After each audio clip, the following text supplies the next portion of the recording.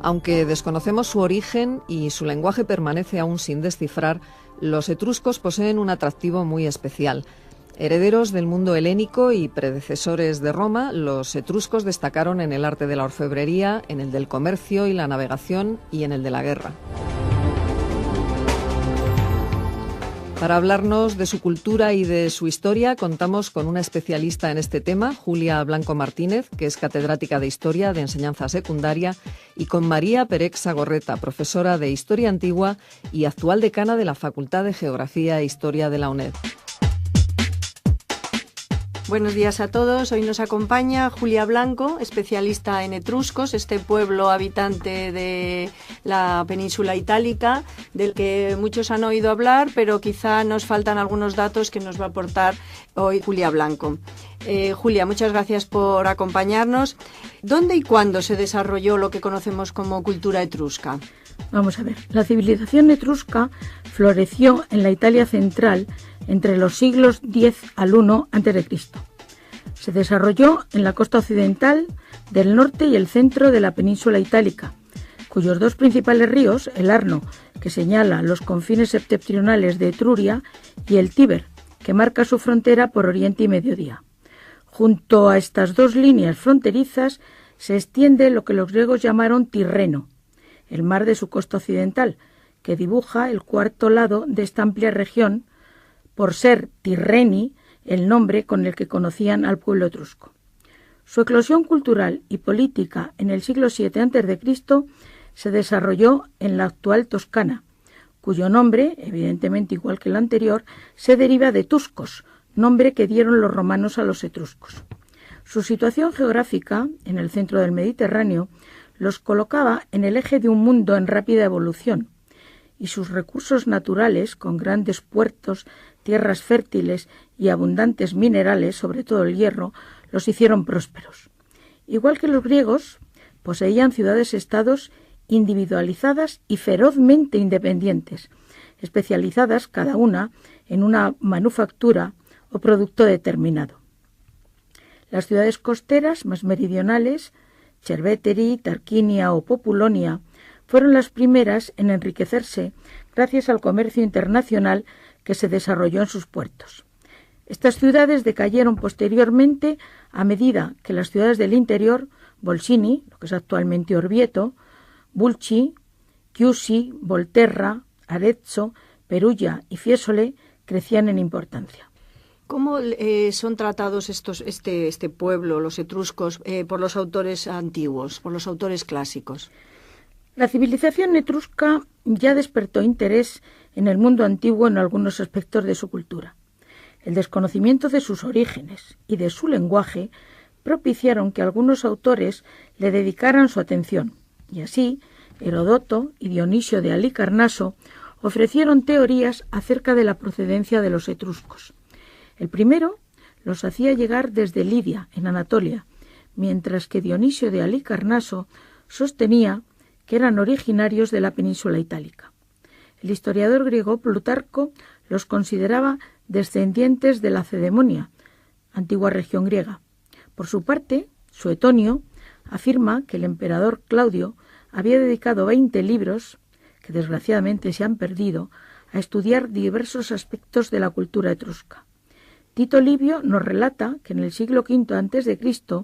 los hijos de buenas familias romanas eran instruidos en el saber etrusco, y dice textualmente: tal era el poderío de Etruria que su renombre cundía por tierras y por mar de uno a otro confín de Italia, desde los Alpes hasta el estrecho de Mesina. Y luego, ¿cómo fue la evolución de las investigaciones posteriores a partir del descubrimiento de algunas de las tumbas etruscas? El interés moderno se inicia a finales del siglo VI, y en esta primera etapa podemos considerarlo hasta el siglo XVIII. Se caracteriza ante todo por la labor recopilatoria de material arqueológico y epigráfico, que es la obra ingente que realiza el etruscólogo conocidísimo Palotino. Se comenzó con las excavaciones en Volterra, en Siena y en Tarquinia, entre otros yacimientos. Impregnados por las influencias ilustradas, estos primeros trabajos son básicamente concienzudos ejercicios de erudición regional. La primera mitad del siglo XIX se corresponde con la segunda etapa referida a las investigaciones sobre Etruria. Se detecta ahora un sustancial cambio en los métodos históricos, arqueológicos y epigráficos utilizados, claramente influidos por la corriente historicista. En la segunda mitad del XIX, el interés por el mundo etrusco se mezcla con los acontecimientos políticos contemporáneos en Italia. El nuevo Estado, nacido del Risorgimento, impulsó las excavaciones arqueológicas en Bulci, Veyes, Tarquinia y Betulonia. El estudio del pasado etrusco se contagia del espíritu patriótico de la nueva Italia, que tenía ahora la oportunidad de reivindicar sus orígenes que se remontarían hasta la culta, civilizada y desarrollada sociedad etrusca. El hecho de que la inmensa mayoría de la información proceda del estudio de las necrópolis etruscas ha facilitado, como también sucede, por ejemplo, con la cultura egipcia, la fácil y reduccionista visión del mundo etrusco, envuelto en un halo de supuesto misterio que en realidad es más bien desconocimiento. Los años posteriores a la Primera Guerra Mundial supusieron un nuevo punto de inflexión en el desarrollo de las investigaciones. El hallazgo del famoso Apolo de Veyes, en 1916, sirvió para situar los estudios sobre Etruria en unos niveles que superaban ya los ámbitos estrictamente académicos. Lejos de presentar a Etruria y Roma como opuestas, ahora eran dos manifestaciones diferentes de la antigua e indiscutible civilización italiana. Obviamente, esta óptica varía después de la Segunda Guerra Mundial, recuperándose entonces la concepción de un mundo etrusco desaparecido bajo la opresión y el imperialismo romano. El término italiano de etruscología hace referencia a todos los estudios científicos, divulgativos e incluso fantásticos que se ocupan de la cuestión etrusca. Una civilización que, a los ojos de la cultura popular, adopta un matiz místico y al tiempo misterioso. Ello se debe, entre otros factores, al mayor conocimiento acerca de la religión etrusca y el hecho, ya apuntado, de que han sido las necrópolis los lugares de donde proceden la inmensa mayoría de hallazgos arqueológicos. Todo ello fue creando en el ámbito de la cultura popular una atmósfera de etéreo y romántico misterio acerca del mundo etrusco que adquiría los rasgos de una civilización perdida y dotada de una supuesta alegría, naturalidad y carnalidad abiertamente enfrentadas a la racionalidad grecolatina. El misterio etrusco se consolidaba, además, por la continuación de dos interrogantes supuestamente irresolubles: la cuestión de sus orígenes y su lenguaje. ¿Y cuáles fueron las relaciones del pueblo etrusco con otros pueblos suyos coetáneos? Las múltiples relaciones de etruscos y romanos durante los largos años de vecindad llegaron tan lejos que Roma, en sus primeros tiempos, puede considerarse prácticamente como una ciudad etrusca en el aspecto cultural y artístico. Esto llega a tal extremo que algunos de los símbolos más reconocidos de la romanidad, como la famosa loba, emblema hoy todavía de la ciudad eterna, es un magnífico bronce etrusco, aunque los gemelos mamando fueran un añadido del Renacimiento. El ascenso de Roma a principal centro de poder del Lacio en el curso del siglo VI a.C. fue en gran parte obra de los etruscos, que le proporcionaron sus conocimientos. El relato sobre la fundación de Roma y el periodo monárquico ha sido relatado por autores de finales de la República como Cicerón. En lo político, una dinastía de reyes etruscos, los Tarquinos, Tarquino el Viejo, Servio Tulio y Tarquino el Soberbio, se estableció en Roma. Más tarde, la influencia etrusca se fue debilitando y en el 509 a.C. se extinguió definitivamente esta dinastía en Roma, comenzando ya su definitiva decadencia. De todos modos, no hay que olvidar que mucho antes que Roma, los etruscos estuvieron a punto de unificar, en su beneficio, la península itálica. Los etruscos estuvieron también vinculados al resto de las ciudades mediterráneas a comienzos del periodo orientalizante internacional, es decir, del siglo VIII al VII. Adoptaron el alfabeto griego para escribir su propia lengua, tomando también parte de sus representaciones artísticas, aunque dándoles siempre sus características propias. Para los artistas etruscos, los vasos griegos, de los que importaron grandes cantidades, fueron una de las fuentes más ricas de modelos para las figuras y escenas mitológicas que representarían en los múltiples objetos que empleaban en sus banquetes familiares a los que asistían junto con sus esposas, en vez de solos, como se hacía en Grecia. Y después de utilizarlos en la vida cotidiana, los depositaban en sus tumbas. Los vasos griegos, que llenan hoy los museos de todo el mundo, provienen, en su mayoría, no de Grecia, sino de Italia, en especial de las necrópolis etruscas de Bulci, Tarquinia y Orvieto.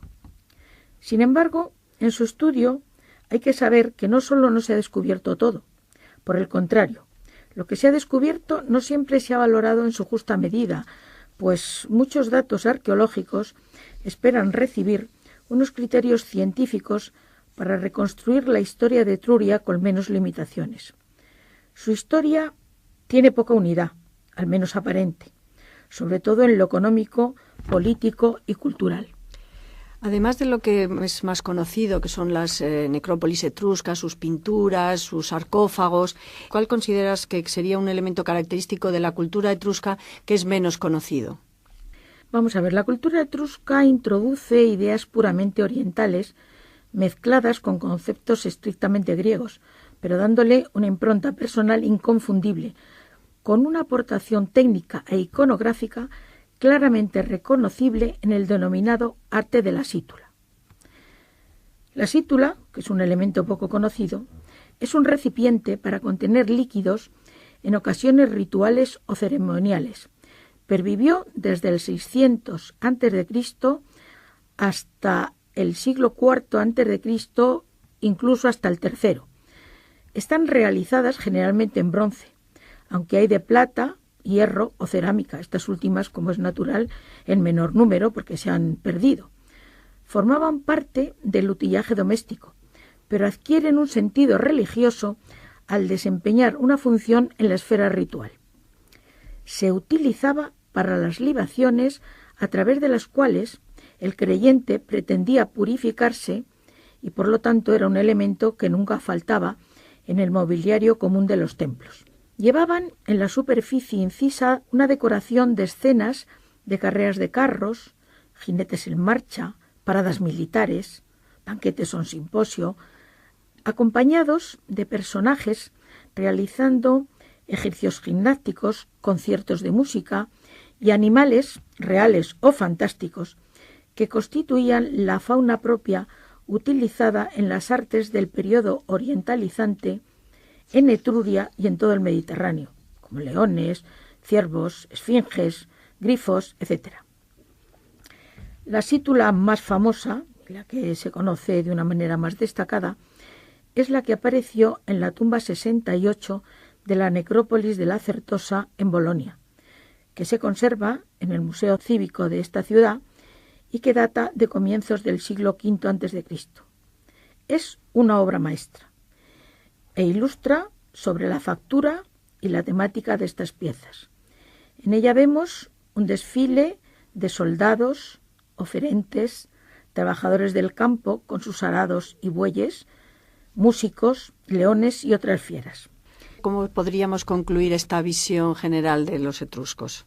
Vamos a ver, las fuentes hablan de príncipes, ciudades, necrópolis, monumentos públicos y privados, objetos de lujo y obras de arte que muestran el dominio señorial, pero las clases subalternas se manifiestan a través del material arqueológico, de las reproducciones artesanales, de los instrumentos de trabajo, de las imágenes llegadas hasta nosotros de servidores, malabaristas, gladiadores, que giran en torno a las bodas, banquetes y funerales de los príncipes. Todo ello describe la vida cotidiana del mundo etrusco. Como dice Walker, desde bronces, terracotas y pétreas esculturas, estos hombres y mujeres, de los que casi nada sabemos, con su enigmática sonrisa y sus grandes ojos tristes, parecen guardar secretos para siempre. Muchas gracias, Julia.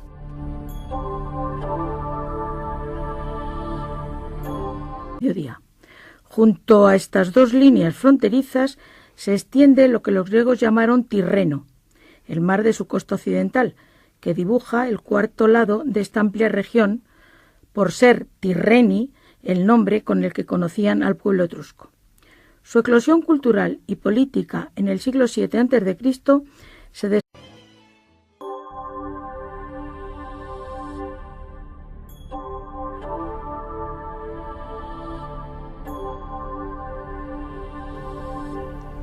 Aunque desconocemos su origen y su lenguaje permanece aún sin descifrar, los etruscos poseen un atractivo muy especial. Herederos del mundo helénico y predecesores de Roma, los etruscos, historia de la UNED. Buenos días a todos. Hoy nos acompaña Julia Blanco, especialista en etruscos, este pueblo habitante de la península itálica, del que muchos han oído hablar, pero quizá nos faltan algunos datos que nos va a aportar hoy Julia Blanco. Julia, muchas gracias por acompañarnos. ¿Dónde y cuándo se desarrolló lo que conocemos? Los destacaron en el arte de la orfebrería, en el del comercio y la navegación y en el de la guerra. Para hablarnos de su cultura y de su historia, contamos con una especialista en este tema, Julia Blanco Martínez, que es catedrática de Historia de Enseñanza Secundaria, y con María Perec Sagorreta, profesora de Historia Antigua y actual decana de la Facultad de Geografía e Historia. Como cultura etrusca. Vamos a ver, la civilización etrusca floreció en la Italia central entre los siglos X al I a.C. Se desarrolló en la costa occidental del norte y el centro de la península itálica, cuyos dos principales ríos, el Arno, que señala los confines septentrionales de Etruria, y el Tíber, que marca su frontera por oriente y medio.